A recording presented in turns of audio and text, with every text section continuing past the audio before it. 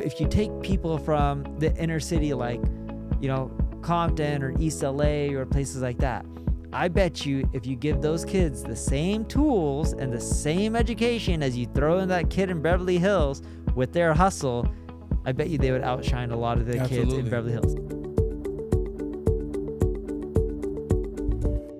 All right, welcome to the Digital Social Hour. I'm your host, Sean Kelly. I'm joined with my co-host, Wayne Lewis. What up, what up? And our guest today, Neil Patel. Thank you guys for having me. Absolutely. What's up, brother? How you doing? Doing good. You said it best earlier. We woke up today, Right. Love it. Right. You have to be grateful for every single day that you have. Yeah, absolutely. Got to get it in. Give people the rundown on your journey for those that don't know you. Sure. So I feel like I'm getting old, although I'm still young. I'm 37. I've been doing this for... call it 21, 22 years right now. I started 15 and a half, so however you want to slice and dice the numbers. And yeah, I started off my career in marketing, still in marketing today. Had a lot of different businesses, from software companies, ad agencies. Some failed, some didn't do well. When I was 16, when I really got my start, I gave a speech at a college house. I was a book nerd. And my parents would always tell me, like, you're not going to make the NBA. They're like, do you see tons of Indians in the Olympics? And I'm like, yeah, that's true. You really don't see tons of Indians in the Olympics. And my parents like, you're good at math. You're good at science. You're great with school. Stick to something that you naturally are great at. So did well in school. I also took nighttime college classes while I was in high school. My first class was Speech 101, give a speech on how Google's algorithm works and how to rank on Google. And I got a contract there for $5,000 a month. Made them around $25 million in extra revenue. Google? No. So a guy in that class, he worked for a power supply manufacturer. Okay. And he's just like, my company's looking for someone like you that understands Google and can help us get traffic from it. Because back then, you're talking about 20 plus years ago, right? That's a long time. That was around, Yahoo was around that. Yeah, Yahoo. There you go. Yeah. And people don't even talk about Yahoo anymore, but yeah, you're right. And he's just like, hey, my company wants to hire someone like you. Right. And they first actually hired me on an hourly basis for like $100, $200 an hour, somewhere around there. And it was for like a block of 10 hours. They were like, can you just do this for us? So then they're paying me $5,000 a month. I'm 16, $5,000 a month. At 16 is a lot of money. That's a lot. Yeah, That's a lot. for sure. And I drove them in the first year around $25 million in revenue. The first year. First year. You should have been making $2 million a year at that point. I wish. The owner of that company, his son had an ad agency. So then he sold my services at the time to Blue Cross, ING Direct, and Countrywide.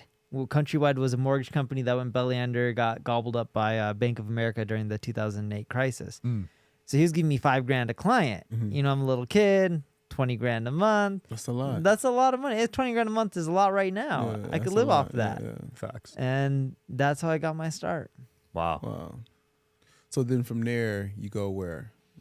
From there, started an ad agency. At what age? 16 still. Oh, you were, so wait, so all this was happening at 16, so you went like, no, this is the next year. Yeah, 2 no, years later. 16. Okay. I was having office and everything like that, and employees going to the office before I was going to college. Were you still going to school, like Yeah, high I was going to school? school, yeah. Why didn't you just drop out? Trust me, I wish my parents agreed with that. They're like, Yeah. no good Indian girl's going to marry you if you don't have a college degree. Asian parents will not let you drop out. Yeah, and then, so my parents wanted me to get married, and they're like, no Indian girl's going to marry you. And then eventually, I'm 37 now, I'm married, I have 2 kids. But When did you get married? That's a good question. Maybe 4 years ago? Oh, so it still took a while. It took a long time. So you could have dropped out. Yeah, I could have dropped out. And then my parents were at one point like, instead of no good Indian girl's going to marry you, then it became no good girl's going to marry you to just like get married. Right. And they're like, we don't care if you get married. My parents don't care. Like, if you get married to a guy, girl, we don't care. Just get married. Okay. Yeah. And then I got married, and my wife and I, we had 2 kids, and Nice. they were ecstatic. The moment I had my first kid, my dad was ecstatic. He's like, I never would have guessed you got married or had a kid. And then Indian wife? no, she's not Indian. Okay. She's a mutt. She's mixed. Some Korean, some Chinese, Mongolian, some American, some European. Wow. She's like a true mutt. Okay. Gotcha. So are your kids darker skin or lighter skin? My kids look white. Okay. Oh, they do? They look white, yeah. Wow. So, and I know they're my kids because I had them during like COVID and stuff like that. So Right. they're my kids, but my wife looks more Asian. I look Indian, and our kids are mixed. But funny enough for me, you guys grew up in Vegas? No, I didn't grow up in. No. Where'd you grow up? I grew up in LA. I moved out here when I went to UNLV for a little while. Oh, cool. Same here. So Jersey. Jersey. So in LA, I grew up in LA. There's a lot of diversity. In Vegas, there's not as much diversity, at least from what I've seen. But in LA, like every other person is like, no one cares anything. It's a big melting pot. Yeah, it is. I mean, Vegas is too. It's a lot of kind of just transplants here. They just kind of That's land true. in Vegas. But I felt there was much more of a melting pot in Los Angeles. Right. Than, I mean, but it's also way more bigger. population. Yeah, it's a yes, bigger right. market. Yeah. I mean, now it's. I mean, I think Vegas is taking over, but Yeah. LA for Vegas sure. is booming. Super. Yeah. So are you back to your journey? So you started an agency at 16. Then what did you do after that? During the 2008 crisis, we lost a lot of customers. Mm-hmm. So when a lot of these companies went belly up, like during the financial crisis, right, with homes and all that kind of stuff, subprime, we lost a lot of revenue. Right. And that hurt the agency. But a year or two before that, we started a software company. And the software company kept doing well. So I shifted my focus to software. Hey, that was a nice pivot. Yeah, it was a nice for pivot. sure. Got lucky. Yeah. And the software company did really well. We kept going. We still have it today. It's called Crazy Egg. Mm-hmm. My sister Amy runs it. She's been doing a great job. It still grows, slowly but surely. And, you know, did a few companies in between. Some of them did well. A lot of them failed miserably and lost a lot of money. But the ones that did well made up for all the losses. Did you guys ever IPO? It's Crazy Egg. Yeah, no, never did IPO. You never IPO. That was probably a good thing. 'Cause Yeah. You call all the shots. I don't think we have really had the opportunity back then to IPO. My latest company, we had the chance to IPO in this market. Yeah. My latest one is an ad agency called NP Digital, doing that for 5 years. Yeah. And that one took off like a rocket ship. We're like the 21st fastest growing company in the United States, according to Inc. Wow. That's big. And we bootstrapped it, so, self-funded the whole thing. And, we went from zero to a solid, like real solid 9 figures in less than 5 years. That's insane. Not bad. Yeah, that's not bad at all. So, and people started hitting us up saying, would you ever consider IPO? Because we had high growth and profitability, and we still do. That's just not me. Like, The only thing about it is that you got to give up a lot of control when you IPO. and Stuff who changes wants to for deal sure. with the stress? I don't deal with the stock going up and down. Some people and do. then I mean, it's board members and kind all of that stuff. silently selling your company to the public in a sense. That's true. It really is. You It's a give great up form of some liquidity. control. You leverage. Obviously, you're able to scale up because it's a lot of money being given to you. That's true. And now your net worth goes up, and then you're able to possibly sell at some point. Maybe if you want to cash out, buy out. Well, we had a lot of buyout offers as well. I've had multiple buyout offers for majority of the company. Actually, all the companies that I did that did well all had buyout offers. Right. And I've never really cared to sell a business. Like even the current one, the ad agency, I don't know how many buyout offers we've had. Way more than 5. Maybe like 7, 8, 9. Wow. I don't know. Are you emotionally attached to them? Like, is that why you don't Yeah, wanna they're sell? like babies. Oh, okay. Okay. Well, there it goes. This is like a kid. You can't give up your kid. So you're not doing it for the money. I love the money. The money is the Right. money's a scorecard saying that you're doing well in business. Right. I don't care for the money. Like, I have a Honda Odyssey. So it's Yeah, but that's by choice.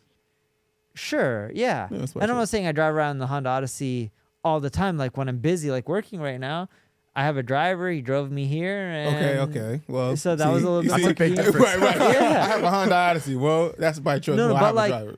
But I prefer the Honda Odyssey. It's a more convenient car when you have little kids and they hop in and out, and Right. life is chill. Okay. But I don't care for things like big homes, fancy cars. Like I never dreamed about having a Ferrari. I never dreamed about having, a 20,000 square foot house. None of those things where I was like, oh my God, like, look at this house or look at this neighborhood I live What in. did you dream about? Building a bigger business.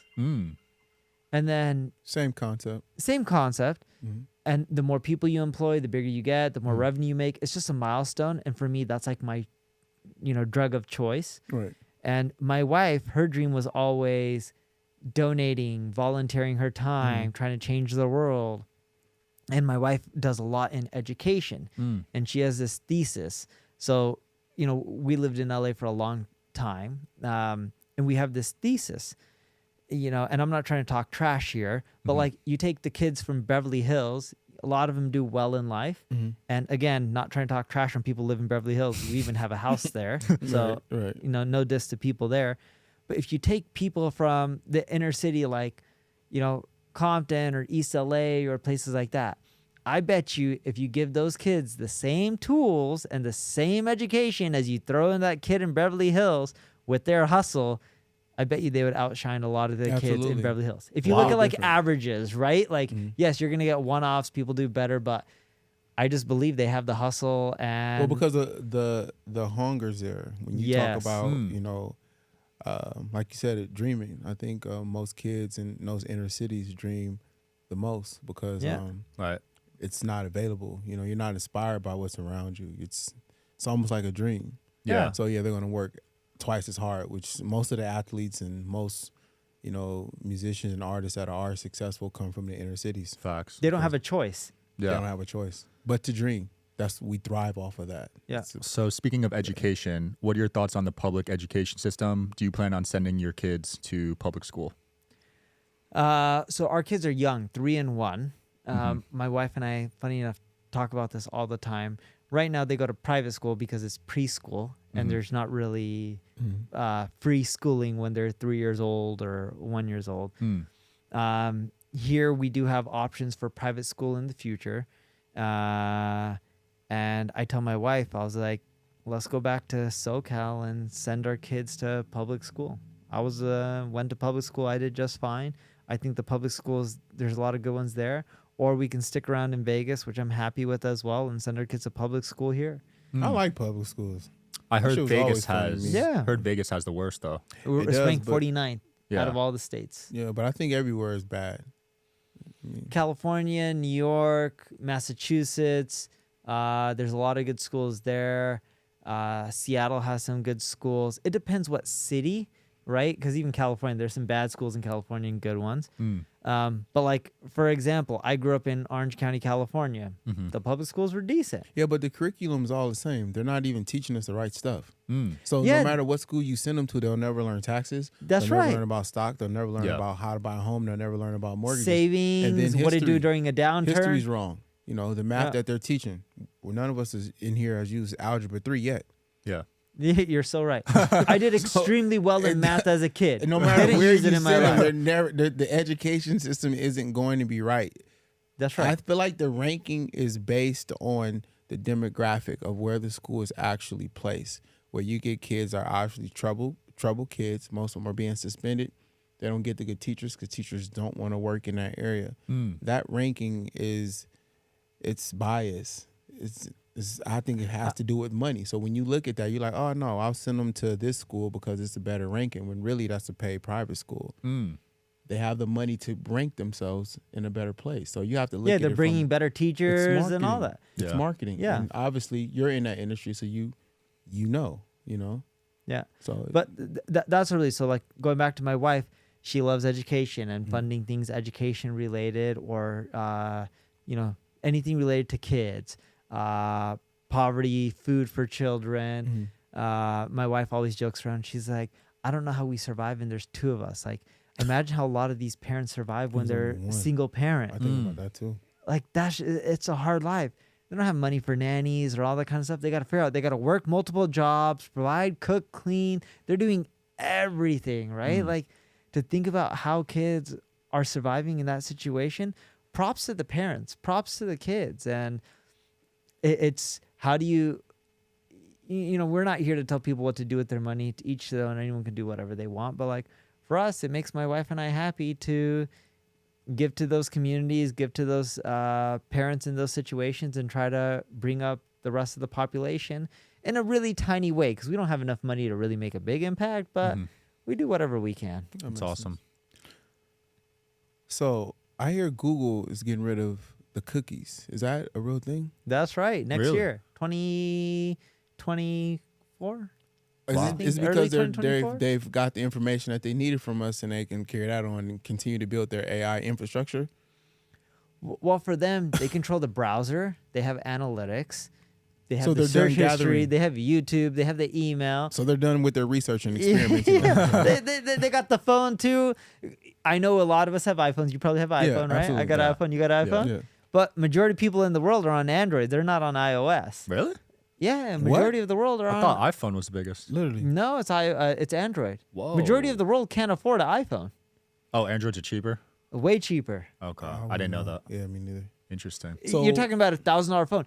I was in Brazil a few weeks ago. Did you know an iPhone in Brazil costs more than an iPhone in the United States? Even after the currency exchange and everything, if you just look at it USD to USD, it costs more money there than here when people don't make that kind of money in Brazil. Wow. And it's an up and coming country, right? They're booming, they're growing fast, but still, how the heck are people affording it? But why are they getting rid of the cookies? I was trying to Privacy. understand why. Oh, so they're going back to privacy.